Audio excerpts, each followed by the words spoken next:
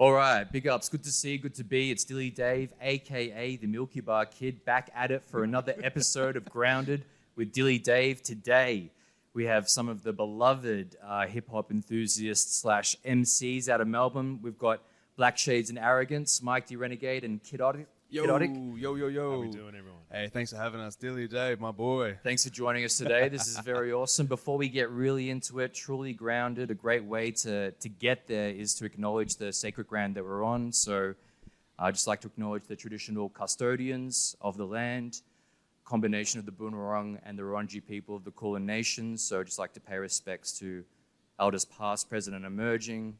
Acknowledge that sovereignty was never ceded, no treaties signed, and pay respects and have gratitude for us being able to record and share stories on this space. Definitely. How does that sound? 100%. Cool. So, Grounded. What is Grounded? Grounded is where I talk to some of my favorite artists in the scene and kind of try and figure out how you guys are staying on the path, on track. So, for those who don't know Black Shades and Arrogance, it's compiled of these two gentlemen, and essentially, you know, they're high rapid fire, you know, they're high tech, and they've got a lot of respect in the scene. They've been doing it for quite some time, and I ran into the guys again at the Legends gig at Leadbeater, and that just felt like a very natural connection for us to have a chat again. So thanks again for coming on. How are we feeling on this wonderful eve? Well, thanks for having us. And we did actually, catch up with the Leadbeater, and that was an awesome night. The Legends night was just surreal. Really cool to see everyone just come down and support. And it really was a Legends lineup for sure. And man, can these people perform? You know what I mean? Like, it was just such a vibe. Really cool. And blessed to be a part of it. Just to be a part of the audience and just witness it. Super cool. And not just as artists, but just as fans. Awesome. Absolutely. So cheers to the Legends. Cheers to Brick Lane Brewery, kind of letting us utilize their spot. Yep. Cheers. Oh, Maricha. Hey. Yeah, Porsche.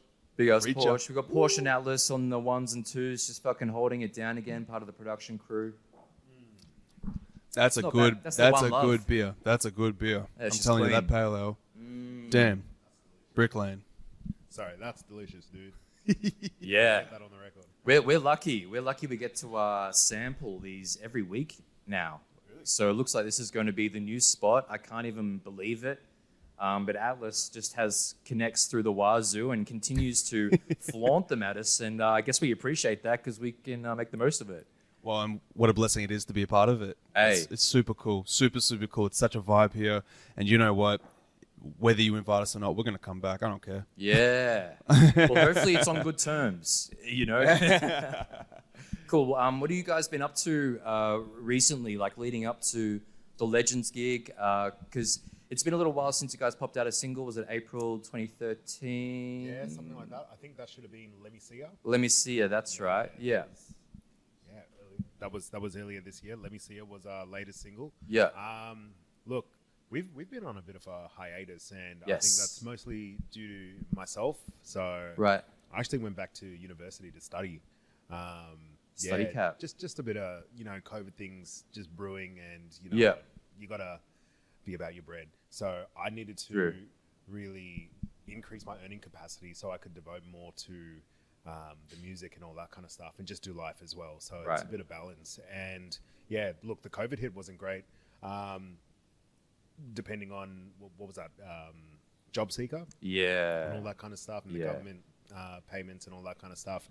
Not a lot that I could really devote to the music, and I wanted to make sure that I always had enough to be able to do the things that we wanted to do, because especially when you're funding the projects yourself, it can get a bit dicey, especially when you're trying to make ends meet and all that kind of stuff. I know Chris is really very shortly gonna Expand the fam. Yeah, I'm getting married in a few months' time, and congrats. Let's go. It's huge. Let's go. Thank you. But you know, one thing that people seem to not forget, but like people just don't realize as well, is like people, like artists that are trying their best to make this like a full-time thing, and up and coming, so to speak, like we've all got jobs like to fund all this stuff. We don't do this full time like as of yet. You know what I mean? So when we say we've been on a bit of a hiatus to like say like Mike was saying to do university or for me to work or get married or whatever, it's just life. Like life goes on. Right. But in saying that, the love for it is still there. The love for the music is still there. Right. And we released Let Me See It back in April, and that was awesome. That had a really good reception. Yeah. And we were very blessed with that. And we've been lucky enough to perform it a couple of times since we released it. Yeah. And it's funny, like it's funny, like it's like a drug almost. Like when you release a song and you get a good reception, it's like I want to do this again. You know what I mean? And from now since April, like it's been a long time, but the hunger hasn't quit. You know what I mean? So yeah, we're super keen to get things rolling again for sure. Yeah. Because you know, after taking a little bit of time off, it can be very hard to get back into it, you know, definitely. In many different ways, you know, whether that's the energy, whether that's the time, whether that's the resources, whether that's like somebody wanting to put you on a lineup or a bill or whatever, right? True. Yeah, definitely. So I think you've both raised really cool points. Like there's so much, if you want to do this properly, you have to back yourself in many different ways, especially financially, and you have to always think like a bigger picture. How does this fit into the bigger picture? Over and over again. So I think that whether it comes to, you know, figuring out different lines of work or, you know, upgrading your skill set, your knowledge base or your credentials or whatever it is, you really can't stop doing any of that kind of stuff, because if you want to do it properly, you have to properly invest in it. And I think a lot of people believe that they can get away with just putting stuff up without any kind of resource moving it or any kind of investment, you know, because think about it, just to make a single or a track, you know, if you want to do it properly and if you want to pay the people that you work with properly, you know, we're looking at like, what, about $1,000 really to do it properly if you want to get it out there, you know? Yeah, it's funny because people, like when you release a song, it's not just like releasing a song. There is so much you got to put down, like in terms of you buy, you know, you buy the beat or you work with a producer to the album cover art, to just everything, distribution, and then if you want to do like you know, like a launch night, everything just adds up. And there's nothing wrong with upskilling at the end of the day, you know what I mean? Like for sure, you know what I mean? Like if it's, and I think that's what it is. Like if you want to do this, it's all about the long run. You know, yes, you want to put up music, and if it was up to me, I'd put up a song every week. But one, it's not feasible, and two, like it's not what's in the long run, in the big picture. You know what I mean? So yeah, 100%. I was gonna say, truth be told, it was us actually investing money into some beats about 6 years ago that actually tipped us over the edge, and we'd been getting together, just having meetings, planning, and not really going anywhere. And so you paid for the catalog a while back? Is that what you're saying? You paid for a lot, like a collection of beats a while back? For a big chunk of the stuff that we released earlier, back between 2017 and up to about 2019-20 was we sourced that out around 2017 before October. And October, I want to say 4th was when we first released Let Freedom Ring. And we needed that to kind of, that investment, that initial investment was what made us go, okay, now we're actually putting something up and we're going to follow through with it. Because before, when there was no money on the table, it was just an idea.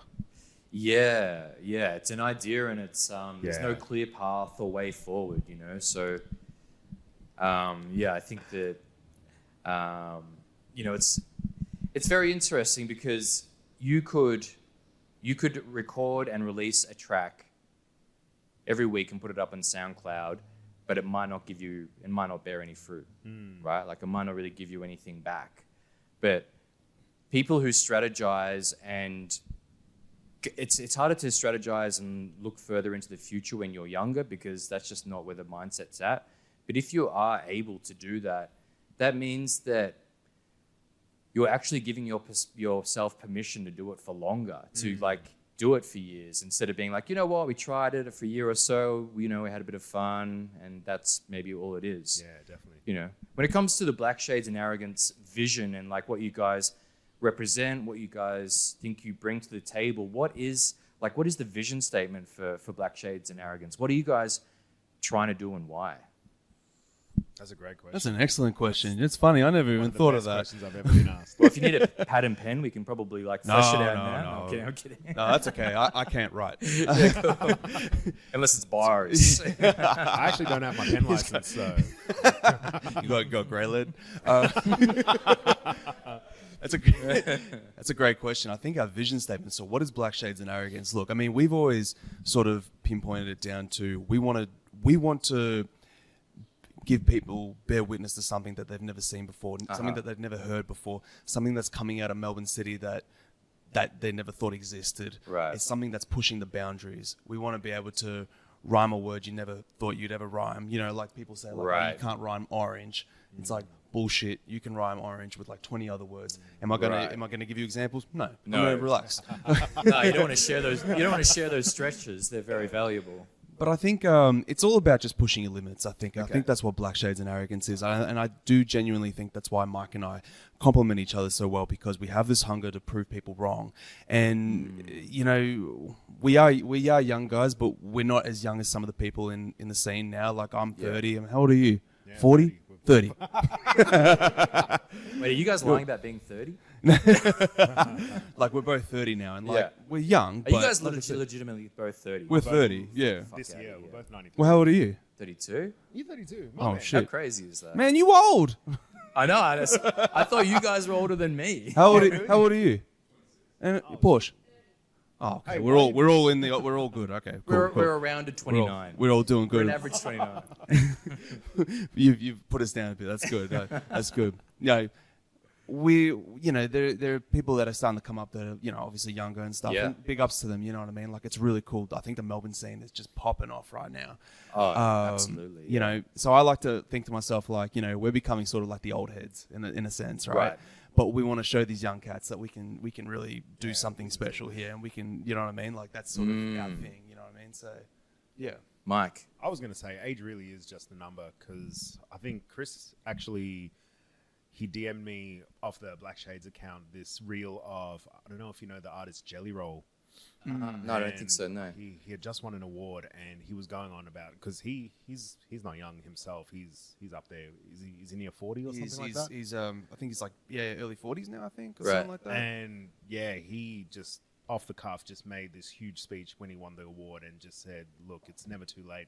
You just keep going. You keep on your path. Stay on your purpose, and the good things will come to you. So look, age is near irrelevant in this game, man. Like it's what you bring to the table. It's the skill. It's how much time you've actually invested into your craft is what pays off. That's where it is. I think that's a good point, because, you know, last episode we had Mishap on, and, you know, she's been at the game for 10 years. And I think that you need, you know, that kind of time frame reference to be like, because I think only a few years ago she kind of moved away from one style or one way, and then committed to a new, you know, like whether it was specifically turntables or beat juggling or whatever it is, like this whole new way, and felt like it was a rebirth of the thing. And that only happened like, you know, 8 or so years into the thing. I think the same thing happens with rappers. I remember talking with Floren. He's talking about like rappers shedding their identities over time, because I mean, once you write and do so much exploration into yourself and what you represent, what you think and feel, then yeah, I mean, that if you do that for long enough, there's going to be changes in what that is, right? There has to be. Change is inevitable without being cliche. Like that's the only way you can grow and adapt and all that kind of thing. Like you need it. Otherwise, you keep staying stagnant. We're going to just be a little timestamp in Melbourne's hip hop and Australian hip hop. Yeah. And I don't know, like you'll always have people that go back to the old stuff and that kind of thing, but you also need to evolve with the times. Otherwise, it just becomes outdated. You know, the ideas have to keep moving with the times as well. Like all that kind of stuff. Also, before you go, my man, DJ Mishap killed it on the set. Huge, hey? Dude, I was blown away. Hey. I was absolutely Man, she got floored. skills, man. For Yeah, real. legit. Man, big ups to her. Like, I think, because she's from interstate as well, I think, Perth. right? She's But now from Perth. Melbourne's newest, coolest resident. Holy, Oh, yeah, well, no, for sure. Yeah. Bet. Like, nah, she's super cool. And we met her at the Legends Night, and would love to do something with her in the future, Hey, for sure. Like, there it is. I've got a lot of respect. I've got a lot of respect for her. I think she's really cool. She's bringing something special. I'm just piggybacking off what Mike was saying. I think, it's a journey at the end of the day, no matter how long you've been in the game for, right? And I think it's important to re-image and like Mike was saying, adapt and find new ways to stay, I guess, relevant, but like be true to what you're talking about, like what your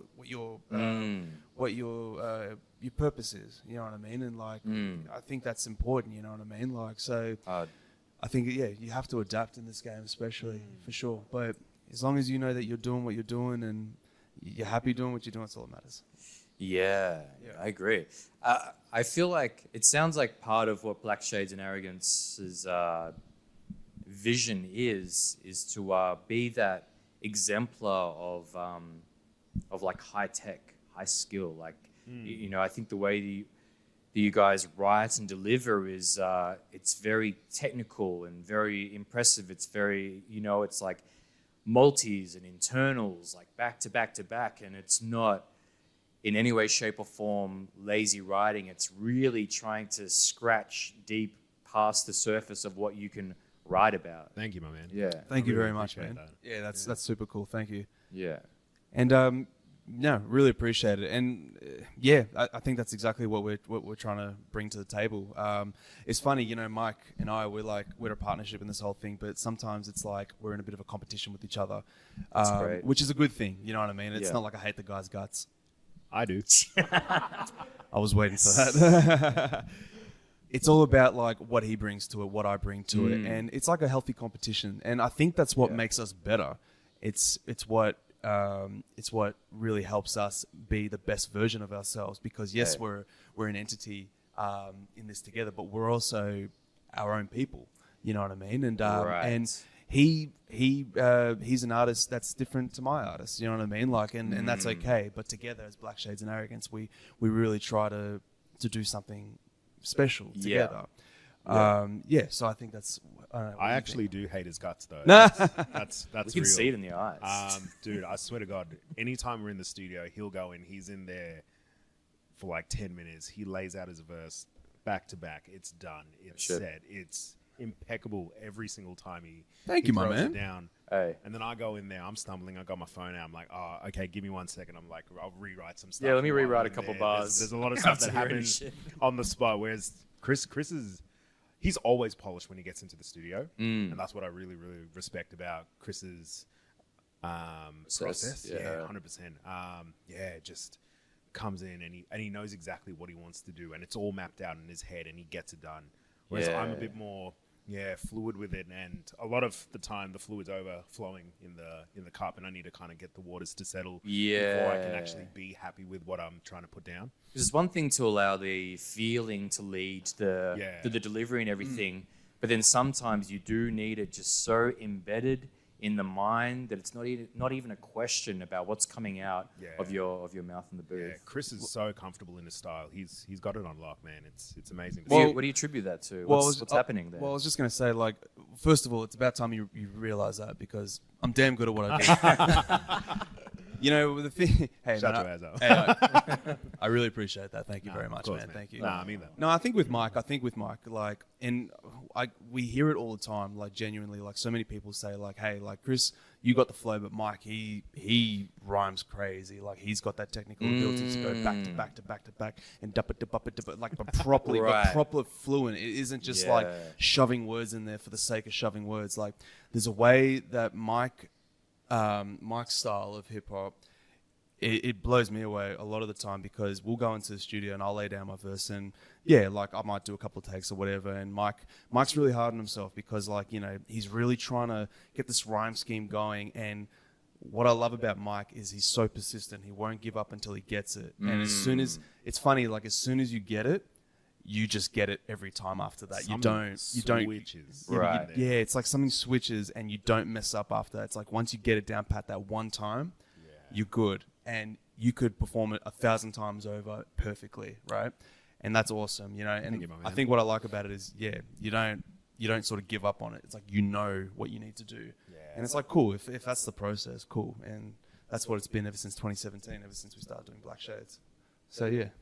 No, it's crazy. Like we both push each other. Like that's the whole point that the partnership actually works so well is that whilst we complement each other, the competition is also a driving force. And yeah, that's amazing to see. Like I'll be listening to Chris's stuff because I'll always. All right, don't.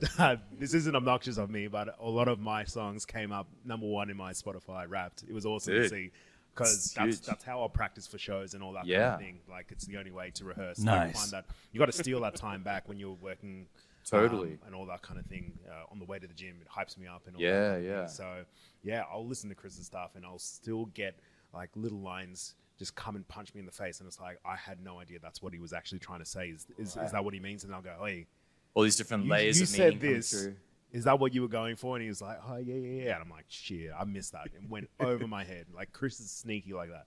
Good writing, right? Yeah, like incredible writing. Shit, I find that sometimes, listen to stuff 2 or 3 years later, I'm like, I didn't mean it that way, but it could be taken a number of different ways, the layering behind it. That's not what I meant now, but that's actually what I feel like I mean. That's the beauty of language. Yeah, incredible.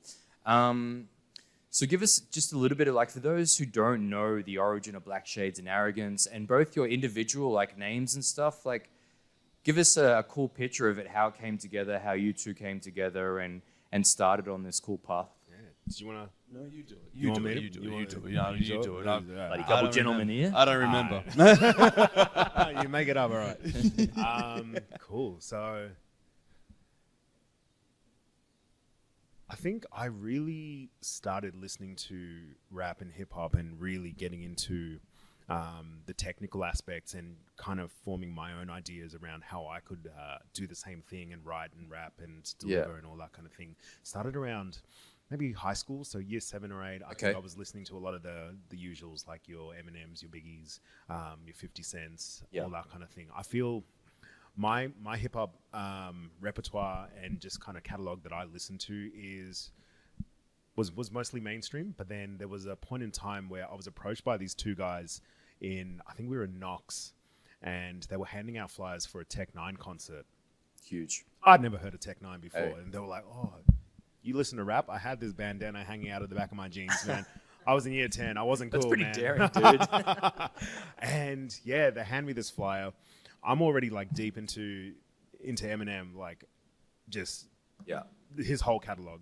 Yeah, it was up here, and then to be handed this other artist to kind of complement two of the biggest names in each of their fields, because Eminem was dominating the mainstream game, and Tech was really starting to conquer the underground. Yeah, having like getting the respect from the real heads, and then kind of like paving this way for some real cool technical patterns and ways of writing. Yeah, definitely. As well. And the way he was pitched to me was, he's like Busta Rhymes. And I think that was around the same time that Look At Me Now was starting to get popular, or maybe it was the year after. And I was like, yeah, you know what, I'll give this a go. Yeah. Absolutely blew my mind. The first album I heard of his was Psychology 101, and just insane. And I think those are the two biggest artists that I take a lot of inspiration from. And then going through the end of high school into university and all that kind of thing, I'd write stuff, I'd listen to things, I'd get ideas, but nothing was actually being done about it. It was all just pen to pad. Scribbles of ideas, odds and ends. Nothing was being, really put into the world and into the universe. So, I think it was around maybe my 2nd or 3rd year in university where I met Chris through friends of friends. We would go into these Italian society events. I'm not Italian. That's where all the rappers meet, obviously. 100%. Obviously. And Chris is going, his fiance is Italian, so that's where the connection came from. That's where I come in. And then, I don't know, just through sheer luck, we're both partying, we're just enjoying a good time, half-price drinks and all that kind of thing. Man, he starts freestyling, and I'm like, oh, shit. This guy. What are you doing? Because I know this song, and your mouth's on saying the words that's coming out. You understand the words are coming out. That was the exact moment that I had. Ooh. So then, we figured out that we both rap and all that kind of stuff, and then that's where we started thinking about it a bit more seriously and going, okay, you know what? Maybe we could do something. Maybe we could. And it took us a couple of years before we actually really did the thing where we put down some money and actually bought some instrumentals to actually. Yeah. Did you guys ever hit like open mics together or do anything before, never, like never. individually, or it was just like you entered the scene together? Shout out to Deets. We entered it together. Yeah, we entered together. Oh, Hey, why'd you? damn. Now Why'd we're you say talking DP. Oh, damn, this is why I don't say much. My man Apologies Deets. to my fiance. My man Deets. Sorry, babe. Yo, shout out to Deets. Hey. I can't give this guy more love than I can possibly give him right now. But he actually gave us our first shot. Get on down? The stage. Yeah, it was the People's Choice Volume People's 1. Choice. I Horse believe. Bazaar, I was think- it? Yeah, it was Horse Bazaar. Yeah, Shout out to Horse Bazaar. There it is. 100%. Love that place. Common Street? No, Yeah. Little Lonsdale Street. Was it Little Lonsdale? Little Lonsdale. Yeah, It's yeah. closed anyway. It doesn't matter. We're not offending them. Are we? True. Are we? No, We're trying to pay homage though. Yeah, no, that's disrespect. I thought it was. You disrespect. I thought it was homage. No, That's I'm disrespect. We can pay whatever we want, I guess. Look, I'm paying respect to Deets putting us on our first show, Hey, and shout out to Deets. yeah, he got us our taste of being on stage and actually performing, and Interesting. insane reception. So how did you guys become the people's choice without even getting on a stage in the first hand? I think at the time, like Mike was saying, we had put down some money. We had bought, we had bought some beats. We'd wrote a couple of songs, all that kind of stuff. Yeah. And we recorded them, and we were filling ourselves with it. Like, it was really cool. And then I made us an Instagram with the Black Shades and Arrogance account. Yeah. And it was very fresh at the time, very, very fresh. And I was just sort of thinking to myself, like, because I was very new to Instagram, like I didn't really know how it worked in a sense, and I was just sort of like, look, how can I reach some people that aren't just friends and family liking our page with no posts on it, sort of thing. Mm-hmm. Anyways, I think I just typed in like hip hop Melbourne or something in the search bar, and one of the first things that came up was the people. It was the Get Down events, and it was saying, Hey. oh, we're doing this People Choice event. How it works is people just tag who they would like to see. Yeah. And I kind of said to Mike, I was just like, I think I called you and I was like, what do you think? I think I'd just like tell everyone to just tag us and see what happens, and because I have no idea how else to get gigs. Right. Like, that was just sort of like, and Mike just said, yeah, do it. So I think between him and I, we just like hit up everyone, was like, hey, it'd be really cool if you just like tag Black Shades and Arrogance in this one post. It'd be really cool. Yeah. And They did it. it was just a lot of people just like, it was awesome. Like, gave us a lot of support and just said, well, hey, you should check these guys out. And we had like barely any music out and stuff, but it was really cool. And Deets, God bless him, like just hit us up and say, hey, you got a really good response. Haven't heard of you guys before, sort of thing. You guys knew, and we said yes. And he just said, love to meet you guys and just see how it all, see what you're thinking and all that. And Sick. And it was awesome. And he gave us a spot. I think we were third on a 12-person lineup, if I remember. Who was on that lineup? Obviously, they're big lineups. But who else? Stasi was there. Stasi. No shit, Stasi was on Stasi there. was there. Stasi's grown so Fungi much. was there. Fungi was there. Fungi, coolest rapper. Yeah. Goodness, who else was there? Was Like Motley Medusa? there at the end? No, I No. don't think we. Remedy? Wasp was hosting. Oh, yeah, Wasp MC. Wasp MC was hosting. Was Remedy on? And Dope Beat was there. No, Medusa. Medusa was on there. Yeah, she Mel, was there. dude, I'm still like Yeah. kind of friend. Like we were great friends for a couple of years. She's in Queensland now, but Oh, yeah, is she's she? dope. Okay. We actually had we had one gig as a duo together. Wow, like okay. 3 or 4 years ago, Oh, and we okay. did one gig, and we had like 3 songs. I forget what we even called ourselves, but yeah. cool. Well, there you go. What a I'm pretty small sure world, there right? were 12 of us on that lineup. They were big lineups. It was a big lineup. I think it was like 20-minute sets or Yeah. something. Yeah. 15, 20-minute sets or something. Sick. And we performed, five songs, I think it was. Yeah. Yeah. And it was just the best. Like, we had all our friends and family come and see us. And Horse Bazaar is a small little venue. You know what I mean? Like, Small but long. Correct. And it's Yeah. just well set up for that for kind sure, of gig. Yeah. For sure. And it was I almost did. like I that almost. detail. Yeah, you were about to say something. Don't do Small but this. long. Small but long. But it was. I remember when we first walked in there for sound check, and it was just like, oh my god, this is happening. Like this is our first taste of it.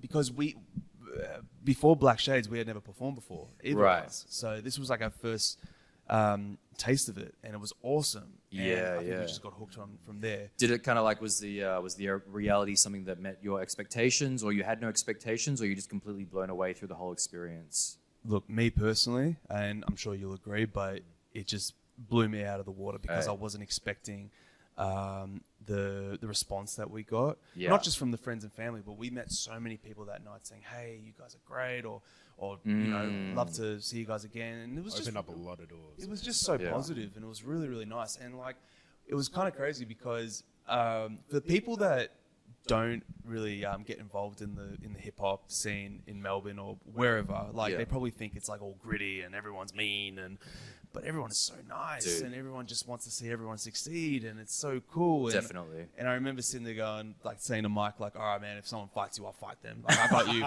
I got you."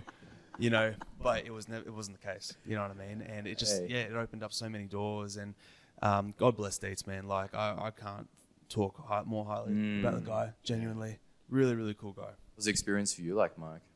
Insane. Yeah. Sorry, I was just having a flashback of it. Hey, if you want to sit in that flashback for a little moment. Yeah, 100%. Today, Junior.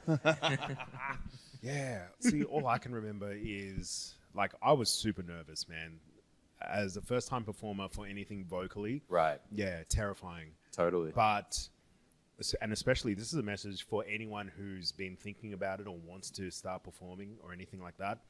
The second I stood on stage, all my fears went out the door.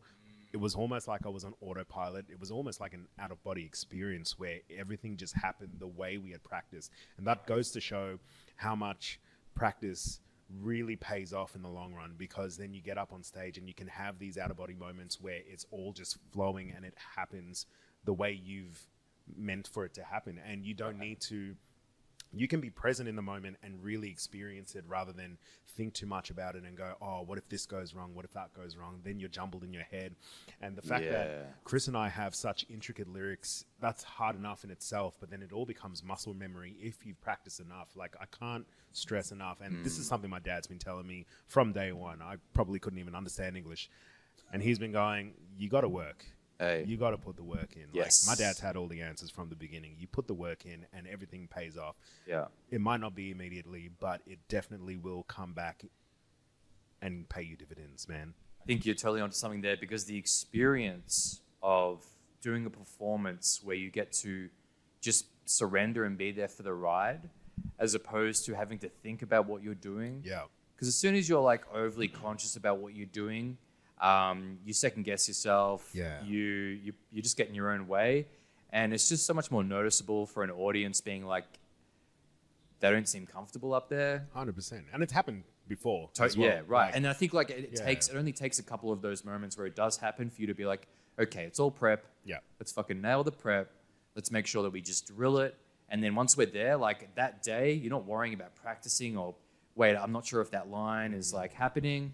All that shit, right? Totally, and that's why practice makes perfect. You know what I mean? Like, even knowing we knew it was only going to be a 15, 20-minute set, we practiced for weeks. Because that's still hundreds of bars. Yeah. Oh, for sure, totally. Yeah. And like Mike, like I said before, just piggybacking on what Mike just said, you know, just it's all muscle memory. Like, you want to be present in the moment, and you know, as it is intricate lyrics, you don't want to be sitting there sort of like having your eyes closed, like thinking, you know, oh, what am I going to say next? And then you know, you jumble a line, and then you get in your own head, and then you're scared. Oh, people notice. Like, you don't want to. I think at the end of the day, you know, you got to be present in what you're doing, but it all takes practice. You know what I mean? And I think that was also the day that we really turned heads, and also made a lot of our friends and family really believe in what we were going for. And that's a euphoric feeling, man. There's no way to really explain what it's like to have people go, oh shit, this is what you've been capable of this whole time with this rap thing, because they don't know. They don't see what happens behind closed doors in the lab and all that kind of stuff. They only get a finished product, and it's whether that finished product is polished or if it still needs a few more reiterations before it can actually be something that people are going to go, wow, we're going to listen to this. I think you guys did really well, because I was there. I remember seeing you guys. I didn't know it was your first gig or anything. It didn't come across as like it was your first gig. And I know that a lot of people, even including myself, you know, I've gone through it so many times where you don't prepare enough and you feel it. But I think you guys did you did, you know, due diligence. You kind of respect yourselves enough to treat it important enough to know that if you nail that fucking first gig in front of all those different people, because anyone from the crowd to the bar to the organizers, anyone, all of those people could give you another path, another opportunity, like all of that shit. Like, so every single time you are out and about, you need to put on your best so people will see you in that element, and then there's no question about, you know, putting you on or like giving you a follow, whatever it is, right? And it's so true, because you know when you expose yourself like that to especially people you've never met before and stuff, like, I mean, that's obviously what half of being an artist is really, like, you know, because you're exposing yourself and you're being vulnerable, because this is your artistic you know, work. Thank you, my friend. And especially when you're starting out, all you're scared about is, oh, what are people going to think? And I think that was a big thing with me personally, especially when we started our Black Shades. I was always worried about, what are people going to think? You know, what are my parents going to think? What are my in-laws going to think? That's what I think. That's what always stops me, right? Like what my parents are going to think. But it's like, am I making music for my parents? No. Yeah, correct, right? And you think, oh, and then it's funny, like, you know, they say, oh, what are you going to call yourselves? And you say Black Shades and Arrogance. Oh, what kind of name is that? And it's funny, like, what kind of asshole name is that? Yeah, like, oh, what kind of name is that? Like, oh, you just call yourselves Chris and Mike and it'd be fun. And you should be a comedy duo or something, like, you know. Which could have been an alternate path for you guys. It's Chris and Mike. It's Chris and Mike. Whoa. Wiki. Yeah. Sweet Jesus. But, you know, you get in your own head. But I think when you go get past that and you say, you know what have I got to lose? I'm just going to give this a go. I'm going to have some fun with it. If it opens some doors, great. If it doesn't, well, at least I gave it a good shot, right? Totally. And we've been doing this now for, what's that? 6 years. 6 years now, and we're still doing it. And we're still hungry, and we're still having so much fun doing it. Yes. And we're real, and like we said before, we're pushing the boundaries and we're having fun, you know, and that's what matters, I think. You know, so just keep doing what you're doing. You know, don't give up. Just totally. Keep doing you. Yeah. What was that next step after that gig? Like, what happened next? What was the next gig? What were when you had like the debrief after that gig? Oh man. What happened there? Like, what was that moment? I think we were just present in the moment straight away. Like after that set, it was the best. Like I think we were so high on life from that because we had so much fun and we had such a good response, and it was really, really cool. And it wasn't like 8 Mile where we got booed off stage. You know what I mean? We didn't get booed off stage. Right. Yeah, like right at the start, right? Actually, that's a very interesting point. I just want to touch on that because it kind of ties into what you were talking about at the start. You two being kind of competitive with each other, and that obviously propels and pushes both of you in terms of skill and what you're trying to put. And I think in Melbourne, my experience, my entry to the scene was there was very little resistance. There was only encouragement and a lot of support and a lot of like, keep doing it. But then, you know, doing this podcast and like talking to a lot of people, like I think Shining Armor was a really good example of somebody who's come up in a scene that is actually really rough and tough. I'm not talking just physicality. I'm talking about like, if you don't come and bring your shit, you will get booed off stage. And then you are forced to like do the hard yards and come back bigger and better. So, I mean, I think that competition is kind of built into hip hop in a way. So, I mean, what is your reflection on that? Like, do you think it's better to find peers that are going to help you be competitive? Or do you think that the scene and the audience and the people have some kind of responsibility or accountability to like call out people when they're whack or not there? I mean, what do you think? Yeah, definitely. I think all those aspects play a huge role in how an artist develops. Yeah. Firstly, touching on like Shining Armor's experience, like obviously our experience is individual to us and that's something personal to us. And I'd never say that our experience is the generic everyone's experience, because everyone's going to come up with different entry points, right? Different entry points. There's going to be different factors that are going to influence how they see it, how they grow, and all that kind of thing. So, Shining Armor, man, he's a dope artist, man. Like I saw him freestyle at the Legends thing as well. He's mad. I love that dude. Yeah.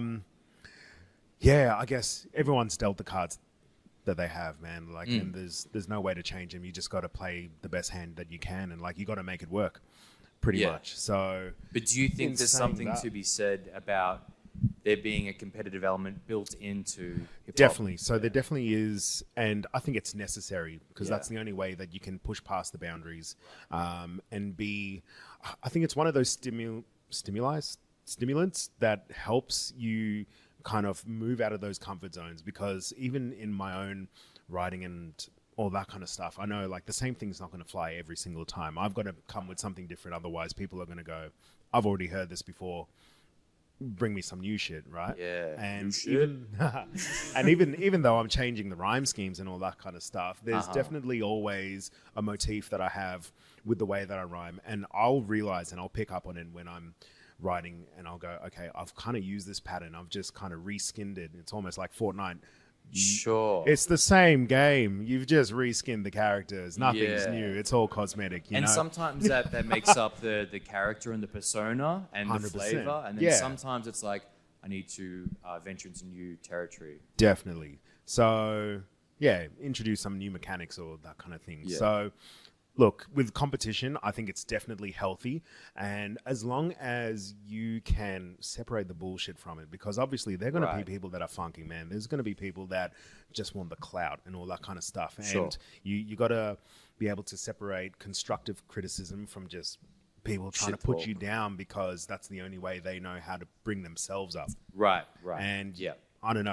I'm all about bringing myself up with my craft, with the skill, and with everything that I put into rap itself, rather than tearing other people down. Because look, I don't know who's at certain stages of their journey, and had I had certain people pull me down at those early stages, it might have turned the whole thing right on its head. I might have gone, you know what, I can deal with giving a bad performance, but if I'm going to be shot down like this, I might not be able to hack it. And that's where you really need thick skin to be able to make it in this game. Totally. Like one of our songs, Savage, man, like you have to be, you can't go around thinking it's going to be all rainbows and all that kind of stuff, because there's obviously going to be people that absolutely love your stuff, and then there's going to be people that are going to hate it, and that's just what it is. Like, not everyone's taste buds are attuned to the same flavor, and that's okay. Yeah, so those are a good consideration to keep in mind when it's happening. But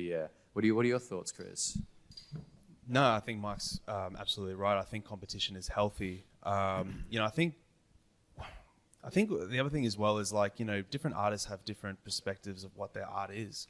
You know what I mean? So totally. I think it's only true to yourself to be respectful to what people's different types of art, are, and all that kind of stuff. And that's okay, because, we, like Mike said, not everyone's taste buds are aligned to the same thing, and that's okay. You know what I mean? Like, everyone's going to have different artists that they listen to, or different types of sounds and stuff, and that's okay. You know what I mean? Because that's what makes us human. We're individuals. We're different, and that's great. You know what I mean? So, there's been times where we've done gigs and we've kind of thought, like, oh, this person's got a crazy sound. Like, I've never heard that before. Not once have I said, oh, it's trash. You know what I mean? Like, it's even great. Between yourselves, you never said that. Only about Chris. Honestly, like, I can definitely say with all honesty, like, Mike and I don't sort of like shit talk people for the sake of shit talking people. Genuinely, it's more. I don't think we like straight up. Like, I think it's one of those things where it's like, oh, that's different. Maybe I don't fuck with it, but I don't think it's shit. I think it's them. Yeah. You know what I mean? I mean, you're going to always be your worst critic anyway. That's actually super true. That's facts. Yeah. That is facts. Yeah. And thing is, like, also that first show that we had with the Get Down as the People's Choice, we met one of our first we met one of our fans that we had actually didn't come from any of our circles. Yeah. Haste Antonio, MC Haste. Yeah, Haste, man. Big shout out to Haste. This actually came out of nowhere, smacked me in the face, and like really kind of dawned on me, okay, we're actually getting received from outside of these circles, and it's not just friends of friends. People are discovering us through the socials, word of mouth, the algorithms and all that kind of stuff. And he came up and he's like, yo, my name's Haste, I'm big fans of yours. And I'm like, nah. Right. It was sick. And he's an MC as well. He's been writing stuff. I think his girlfriend sings as well. And man, he's asked us. He's asked for tips because even though we were in our early stages, I never felt like someone that could give advice on stuff. But to other people, sometimes your first step into your journey is already something to be looked up to. Something that seems developed, comes across 100%. as, well thought through, and especially with your approach, as I said earlier, like the high tech, the rapid fire, your approach is of a particular quality and standard, and whether you just set that standard for yourselves, without the intention of trying to influence other people, what ends up happening is, when you come in so hot and strong initially, people don't know if you've been doing it for have never done it before or been doing it for 3 years or so. And, the kind of approach that you guys have is something that comes across as advanced. I think, even listening to even your most early stuff, 2016, 2017, when stuff was coming out, it was there, like from the writing, the understand, like the content matter, the ideas. And I obviously think, I think that when you're working with a duo, with a pair, and you're both really trying to encourage each other and push each other, it does become kind of that time capsule moment from Dragon Ball Z when, time is kind of condensed or contracted, and there's just so much more that's kind of fit in from that. So that's great that's how you guys entered together. Well, two minds are better than one. You know what I mean? And I think that's the benefit of having both of us as a duo doing this is because we can bounce off each other when it comes to ideas and what can we do to go to the next step, or what can we do to try something different with social media, or what can we, it's just everything, you know what I mean? And I think that's such a big advantage for us, you know what I mean? It's not just about the rhyme schemes and what we bring in the lab, it's just everything in general. Like, what can we do to enhance Black Shades and Arrogance and keep going and keep pushing further, all the behind the scenes stuff. And it's like we were saying before, like there's so much behind the scenes stuff that people who are not artists don't get. Like, it's not just putting songs out, there's so much more to it. And especially if you're trying to grow a business or something, like, there's just so much to it. It's your image, it's your marketing, it's your branding, it's when we got our logo done, like that was like a big thing for us, and we did that. And wait. Sticky game, represent. You got to have a sticky game, right? Sticky game. Oh, that's for you, my friend. Yeah, I appreciate it. And actually, we can put that one on the back of the laptop. There's plenty of space on my fresh lappy. Ooh, get a close up on that. You want another one? I'll give you another one. I came prepared. Talk us through what it represents. Like, what is this and why? Okay, so early stages of Black Shades and Arrogance, we came up with the name, and we wanted a logo, and the whole point of it was, Black Shades and Arrogance. It's a long sort of name, and we wanted something that people could look at and be like, oh, I know those guys. Like, I know exactly what that is. Yeah. I got a friend of mine I went to high school with named Sam Lim, right? Sam Lim, big friend of mine. Shout out to him. Hey. He's a graphic designer, right? I hit him up and I said, listen, this is the idea. This is our name. This is what we represent. Can you come up with a logo for us? He said, I got you. Big shout out to Sam Lim. He came up with like 16 different ideas. Oh, shit. And he just roughs, right? Yeah. And he was like, what do you think of these? And between Mike and I, we didn't like any of them. And no disrespect to him, it was just what it was. They felt too businessy for us. They were like business cards, right? And we told him that straight up because he asked what do you think, and we told him, he said, that's completely cool. Let me get back to you. Yeah. So, okay, sweet. He comes back a couple days later and he goes, I got this idea. He goes, hear me out. He goes, you're a hip hop duo. He goes, how about a skull with a hat? And he goes, because you've got black shades and the and symbol is the ampersand. He goes, why don't we use the ampersand as the shades, as the sunglasses? As the eyes. And I was like, hey, that is the greatest idea I've ever heard in my life. And he said, let me write something up. I'll get back to you. Hey. About half a day later, he gives us the rough. He goes, what do you think?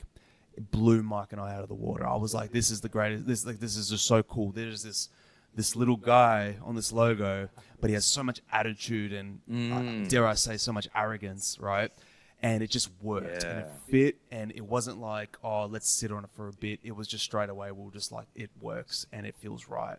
So, and big ups to him. He gave us a couple of green designs. He gave us a red design, and it's just really cool, you know, and we've just been using it ever since. Like, so, you know, on all of our merch, on all of our stickers, on all of our branding, it's been that logo. So I've actually got a small size of one of your T-shirts. Do you? That I remember that I remember copying at Blue Bar.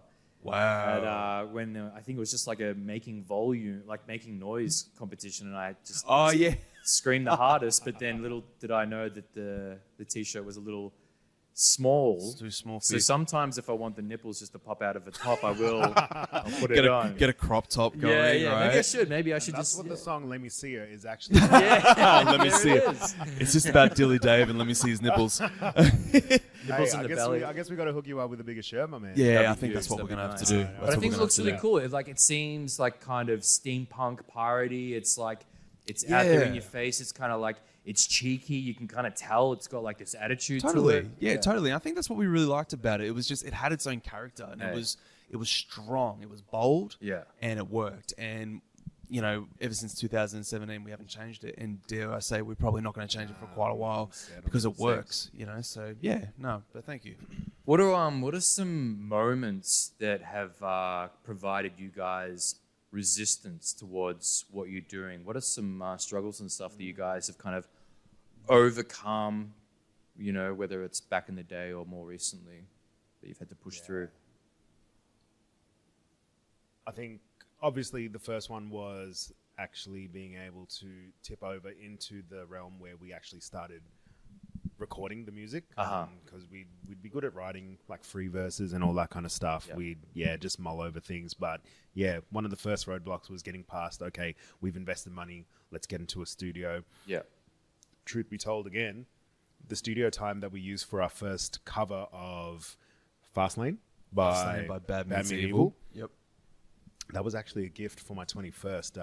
No shit. Big bunch of friends got together and whipped up 9 hours of studio time in a place called Soggy Dog in Upway. Shout out to our engineer, Steve. Yeah. Is that your... Have you? No, you haven't. Do you know Steve? You know Steve? Don't lie to me. No. Oh. He's pretty truthful, this guy. I feel like everyone knows Steve. Like everyone, like a lot of people we've spoken to are like, oh, I know him. Like, hey, you know him. Like, everyone seems to know this guy. Anyways, that's cool. Yeah. Wow, that's amazing. Wow, there you go, Steve. Nah, he's got a friend. Man, he's a good dude. We've been working with him for the entire whole time. entirety. So just the one producer, one engineer that you've been the one working guy. You know what? Yeah. I don't think he's had rappers as, dare I say, loyal or consistent as us. Like, it's weird because he started out doing stuff for, like, he said he played, I think it was the piano or the clarinet or something.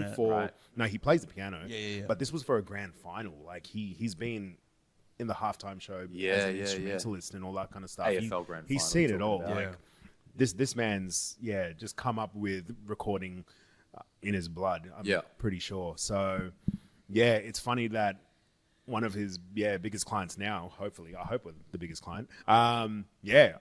Two just rappers, like no instruments, These idiots, nothing. These melegas. We just rock up, whip the phones out, and we just start spitting shit. Cool.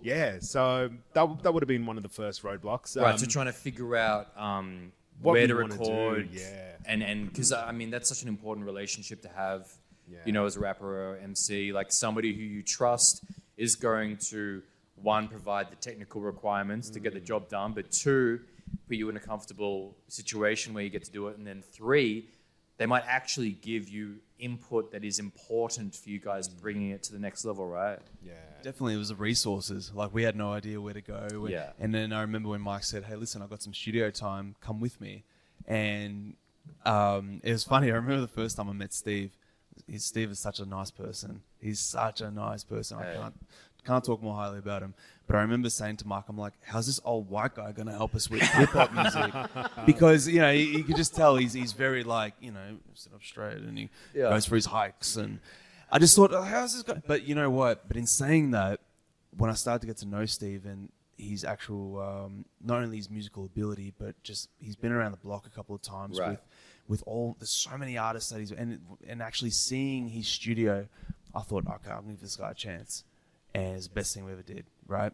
Because he has so much knowledge, and even just the actual hip hop genre, he knows a lot, and and he gives us little hints, little ideas. What about this? What about that? Right. He makes us a better entity. Musicians. Yeah. He's almost part of Black Shades and Arrogance now, He right? Really is. Yeah. No, he absolutely is. Yeah. Definitely adds that extra element of musicality from his knowledge of both being a multi-instrumentalist, but then also an engineer as well, and knowing sound as Right. So, look, going back to the roadblock thing, I think everything's just been a milestone. We've always just chipped away at things to get to certain checkpoints where we've made the logo, we've done our first show, we've done our second show, we've got merch lines and all that kind of stuff. So, look, it's just, going with the flow, making sure that we at least have little goals ahead of us so that we can always work towards something. Because when we don't have anything that we actually want to work to, or a deadline, or even just a grander idea in general, then it kind of just becomes freeform and everything's going everywhere. And then that doesn't always work out. You need that vision and set of goals to continue to draw yourself towards. Otherwise, it's so easy to fucking get lost on the way. Yeah. All right. Well, this podcast is called Grounded with DillyDave. So, what is it that keeps you guys, on the path? Whether it's something that you have to do daily or weekly in terms of routine or ways to kind of like center yourselves. What are you guys doing to kind of like stay on the path? Well, I think the first thing is we still love it. And we love it so much, and it's not just a saying. Like, we really do genuinely love it. Like, we love what we're doing. We really do think deep down that we can make this our life. And the main gig. And that's been the whole goal this whole time. Ever since 2017, we've always said to each other, like, let's make this the real thing. Let's do this properly, right? Yeah. So I think not forgetting that is the biggest thing. I think, but in saying that, like we were talking about, just previously, like, life does get in the way, and that's okay, because, you get pulled from all angles.